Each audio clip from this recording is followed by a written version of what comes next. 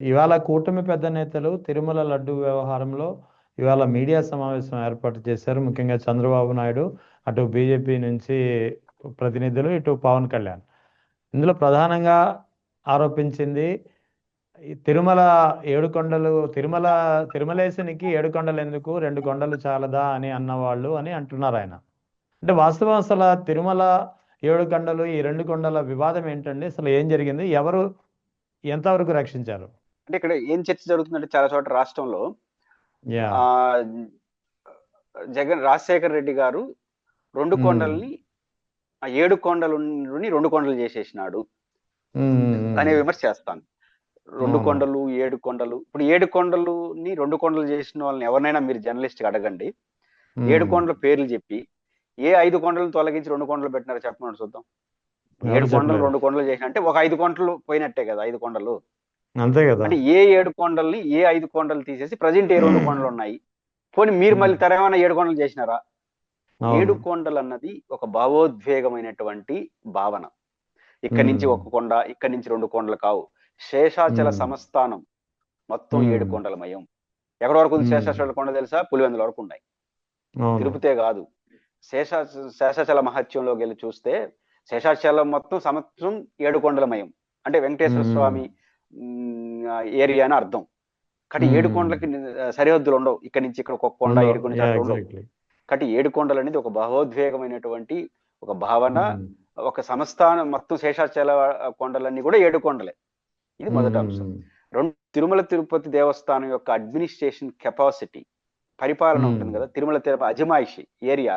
అవును. చాలా మంది అవునండి. ఏమంటారంటే తిరుమల కొండలన్నీ టీటీడీ అజమాయిషిలో ఉంది అనుకో. లేవు.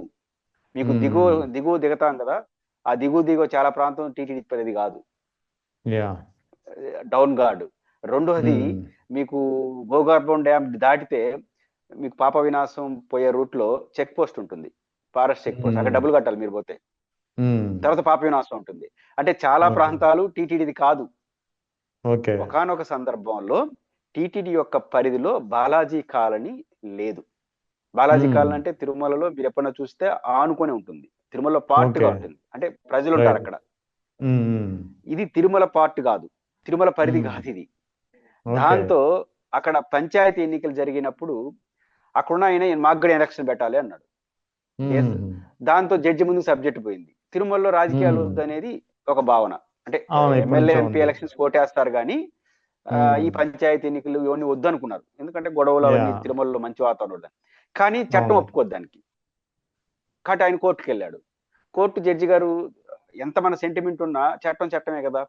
కాబట్టి అవును. తిరుమల పరిధిలోకి ఈ బాలాజీ కాలనీ రాకపోతే ఎలక్షన్ పెట్టాల్సి వస్తుంది, ఉమ్, ఆపలేము అని చెప్పే వాదన వచ్చినప్పుడు అప్పుడు రాజశేఖర రెడ్డి గారు ముఖ్యమంత్రిగా తిరుమల ఉమ్, బాలాజీ కాలనీతో సహా మరికొంత భాగాన్ని టీటీడీ అడ్మినిస్ట్రేషన్ పరిధిలోకి తీసుకొచ్చాడు.